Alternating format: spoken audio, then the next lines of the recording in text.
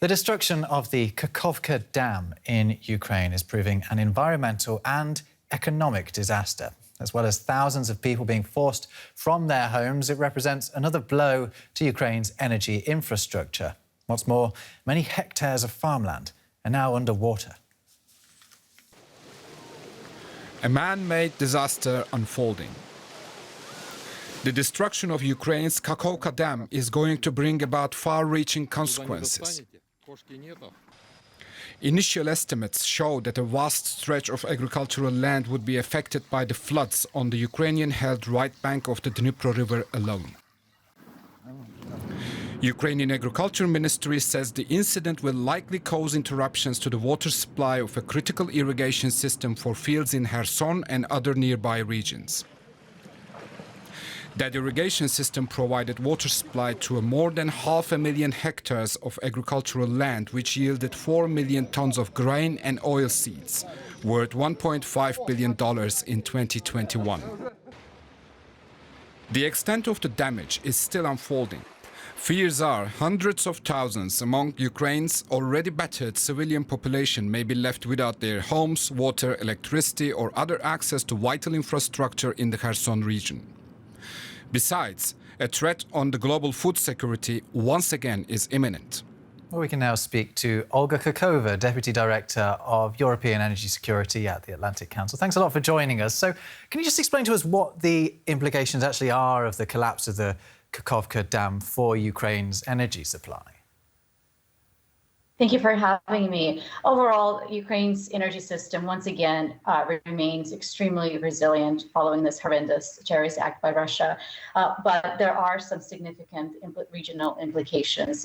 For example, of course, this massive clean energy, renewable energy generation is now would either completely taken off online or would take billions of dollars to repair if that is the course that's taken. Upstream, some of the hydroelectric production is somewhat impacted, but it's just mostly about adjusting some of the pressures, adjusting the system. So overall, upstream hydro, that is still able to function. Downstream, of course, this horrendous act has caused flooding, and some of this flooding is impacting some of the regional power plants that are on its pathways.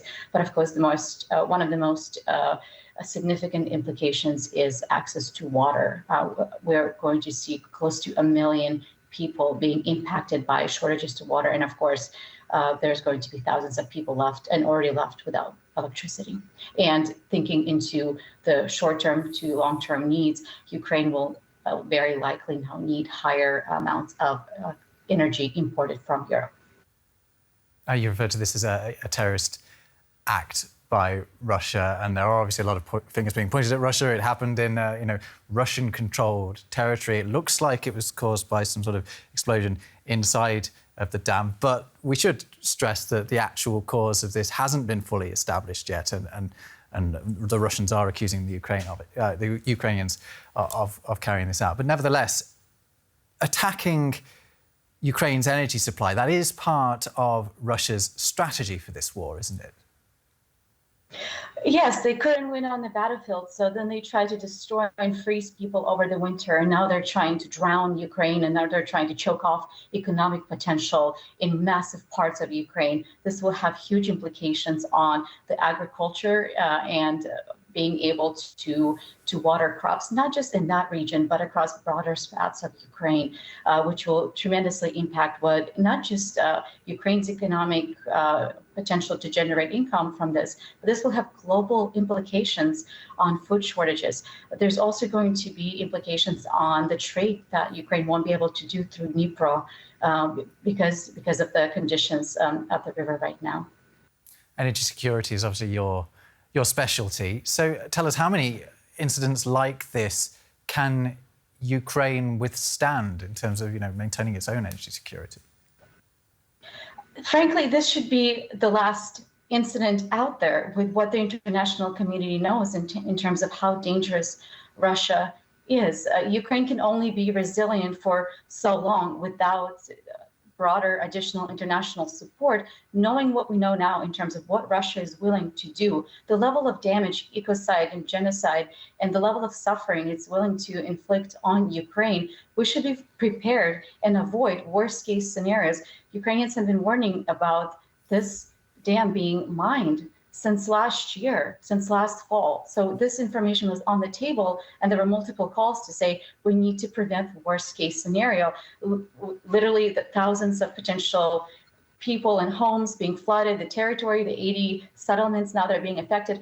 All of this was projected last year. So what do we do now? I think we have to look at what is the next possible disaster that Russia could be responsible for. And of course, it's Zaporizhia. So right now, although even if the current water that's coming from the reservoir is insufficient, there are alternative ways to keep cooling off the Zaporizhia power plant. So immediately there aren't immediate high risks of a huge disaster happening immediately. But as long as it's under Russian control, we are not safe. The plant is not safe, the region is not safe, Europe is not safe. So we must do everything in our power to assume the worst, to assume that once again, there will be negligence and that Russia will choose violence and genocide, and that they will take the risk of doing something, another horrific event.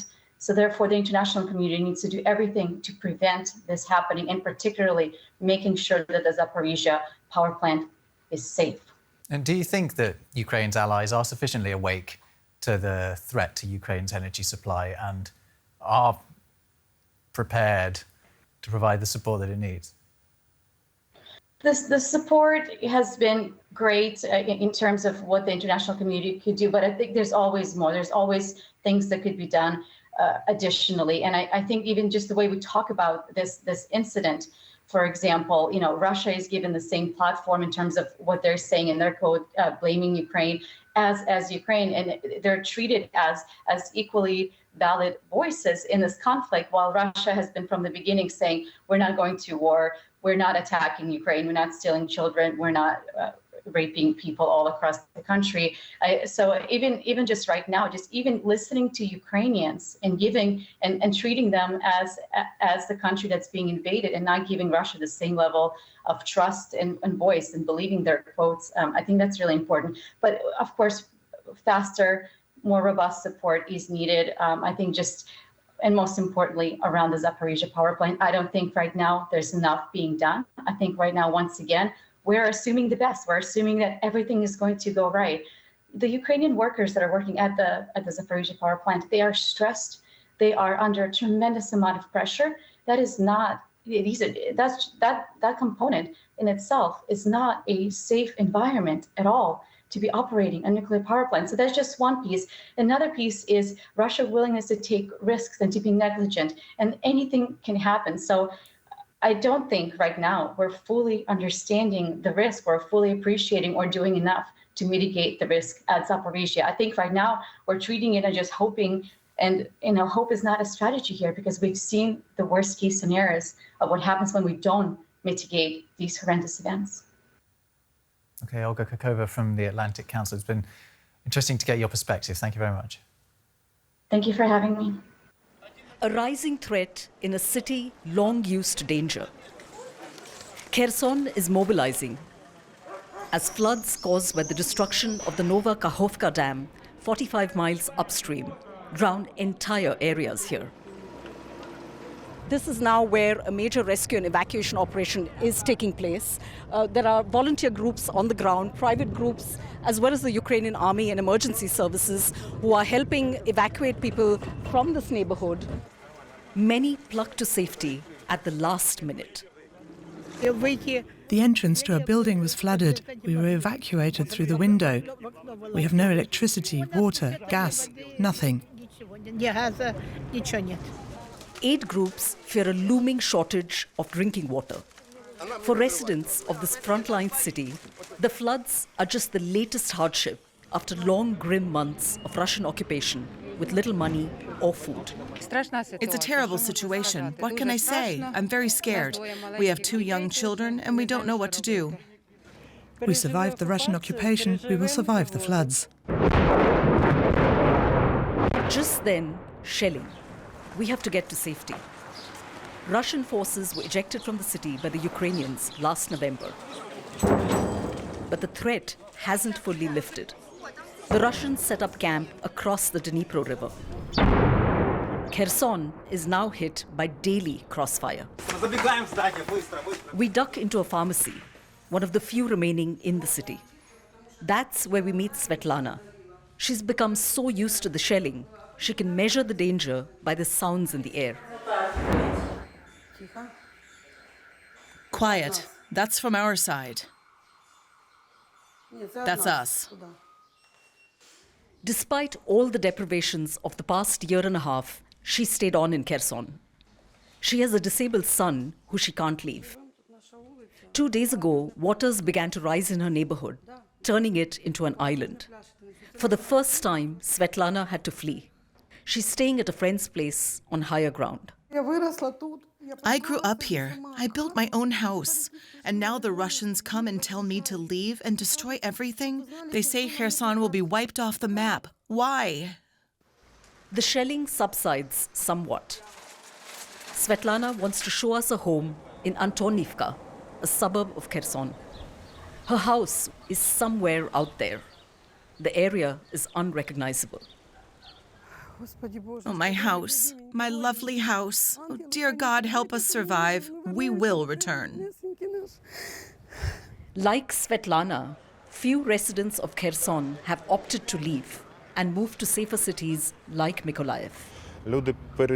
People who have survived and are still surviving shelling, artillery and rockets think nothing worse can happen. But the floods are much worse. They have impact on tens of thousands of people. The consequences will be felt for years or decades to come. But no one here wants to think that far. It's the daily business of survival that matters here.